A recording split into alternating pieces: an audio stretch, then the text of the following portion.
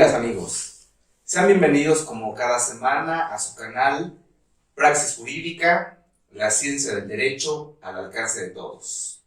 Para aquellos que nos siguen semana con semana, en el video pasado les hablaba de una figura, de manera específica les hablaba de la guardia y custodia y les explicaba que era un elemento de los muchos tantos que conllevaba la patria potestad.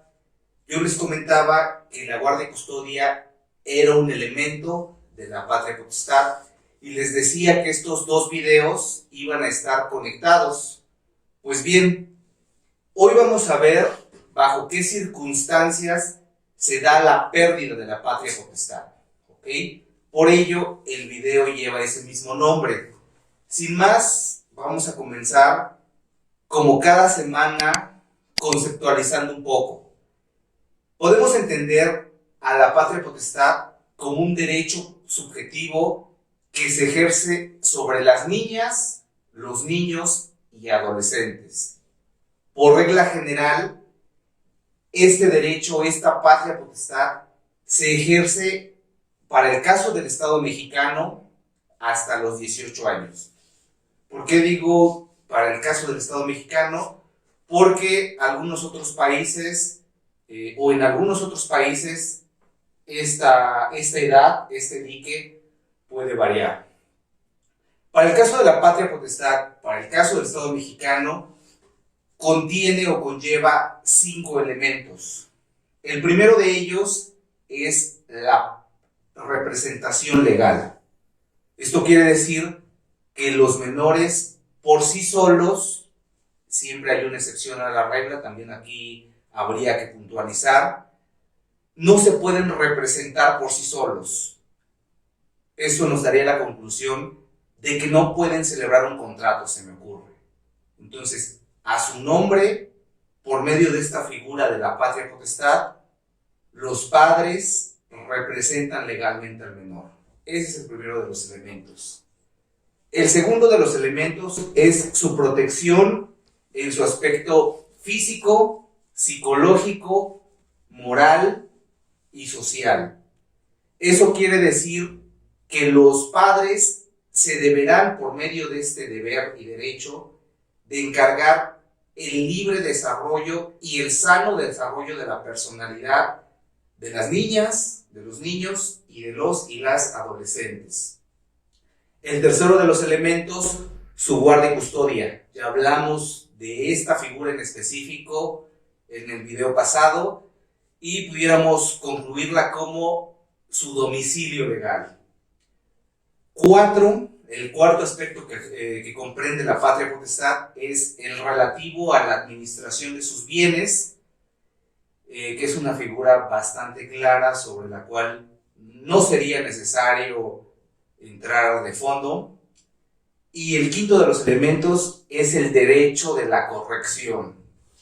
Algunos códigos contemplan la mesurada corrección. Esto quiere decir que de manera proporcional los padres pueden corregir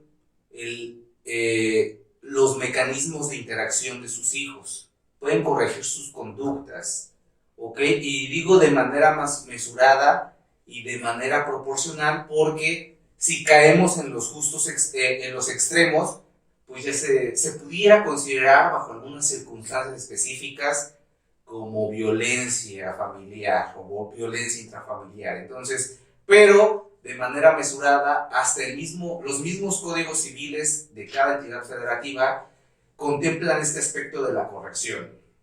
A la siguiente pregunta, ¿por qué no dije que los padres? Porque no en todos los casos los padres ejercen la patria potestad.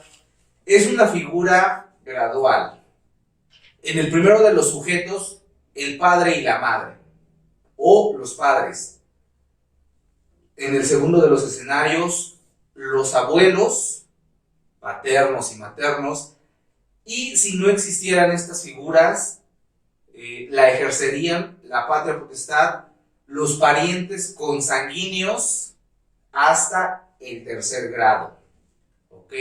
Hermanos o hermanas, sería el primer grado, y de manera colateral, así su nombre lo indica, se pudiera ejercer esta figura de la patria potestad. Como les comentaba, el asunto que estamos analizando en este video, en esta sesión, es la tesis jurisprudencial 63 del año 2016, la cual ha determinado que bajo ciertas circunstancias se puede perder la patria potestad. Uno de los progenitores puede ser suspendido en este derecho. Aquí habría que analizar los casos específicos, pero ¿cuáles son los elementos bajo los cuales se pudiera dar la cancelación de este derecho subjetivo? Primero tendríamos que entender que el abandono puede ser una causal para la pérdida de la patria potestad, el abandono de las y de los menores. ¿Ok? Segundo, se justifica el incumplimiento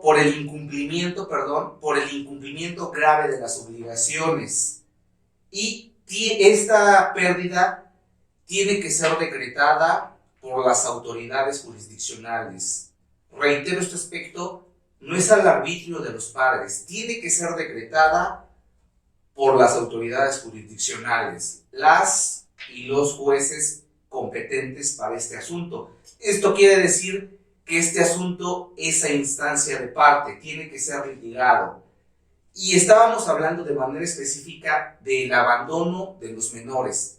El abandono puede ser entendido en dos sentidos, en un sentido amplio y en un sentido estricto. En sentido estricto, la jurisprudencia la define como dejar desamparado al menor, desamparado, no protegerlo en los 5 aspectos que comentábamos hace unos momentos. Y ya en un sentido amplio, este concepto nos habla del incumplimiento de deberes. ¿Ok?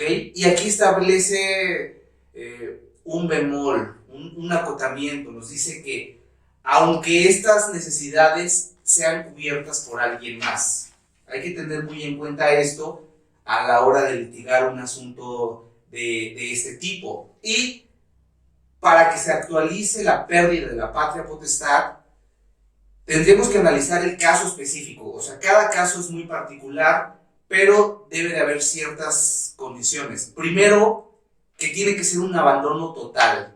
¿Cuál es la totalidad? Estos 5 elementos que acabamos de comentar hace un momento: que no le dé la representación legal, que no tenga la guardia y custodia, que dilapide sus bienes, que no procure su aspecto físico, psicológico, social, en fin.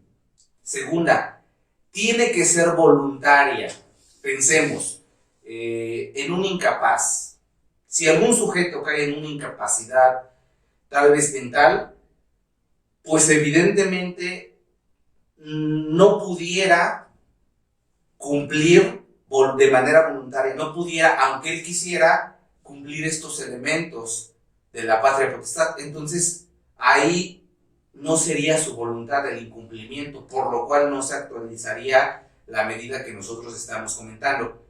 Y tiene que ser injustificada para que se solicite la pérdida de la patria potestad. Entonces, les comento, tienen que actualizarse estos 3 elementos. Tiene que ser un abandono total, tiene que ser voluntario y tiene que ser injustificado. Existen ciertas diferencias entre la voluntad y la justificación con sus pares de opuestos. Y aquí la jurisprudencia también nos establece otros elementos a analizar en el caso en específico. Se tiene que analizar la edad del menor.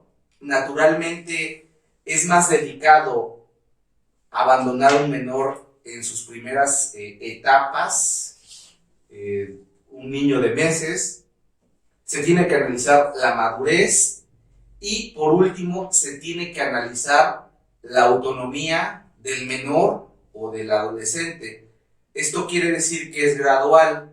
Si se actualizan, si el menor se encuentra en una edad muy temprana, o si tiene un grado de madurez muy prematuro, o si no es autónomo, sí será más coercitivo o será más negativo que se abandone al menor bajo estas circunstancias. Y se pudiera establecer la conclusión de que la pérdida de la patria potestad es una sanción, es un castigo, es un medio de coerción por un incumplimiento. Con esto no quiere decir que todos se establezca la tasa de que cuando se actualicen estas circunstancias se puede solicitar y se puede decretar la pérdida de la patria potestad. Como siempre lo he comentado en este canal, se tiene que analizar la circunstancia en específico.